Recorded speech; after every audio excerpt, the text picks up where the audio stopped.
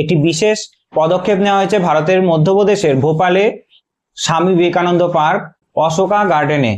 সেখানে ভারতের প্রথম অ্যালগি ট্রি স্থাপন করা হয়েছে। এই অ্যালগি ট্রির সুবিধা কি? এই অ্যালগি ট্রি নাকি 25টি গাছের সমান অক্সিজেন সরবরাহ করতে পারে। এই অ্যালগি ট্রি কোথায় স্থাপন করা হয়? যেখানে প্রচুর কংক্রিটের রাস্তা, প্রচুর কংক্রিটের ঘরবাড়ি আছে, সেইখানে কোনো রকম ভাবেই গাছ লাগানো সম্ভব নয়, সেই জায়গাতেই এই অ্যালগি ট্রি স্থাপন করা হয়, যেখানে প্রচুর পরিমাণে কার্বন ডাই অক্সাইড বেশি আছে। আর তার সঙ্গে এটাও জেনে রাখো যে এই অ্যালগি ট্রি প্রায় 25টি গাছের যতটা অক্সিজেন দেয় ততটা পরিমাণে সে অক্সিজেন নিঃসরণ করতে পারে। এই অ্যালগি ট্রি সৌরশক্তি দ্বারা চালিত হয়, তাই কোনো রকম ভাবে বিদ্যুতেরও প্রয়োজন হয় না।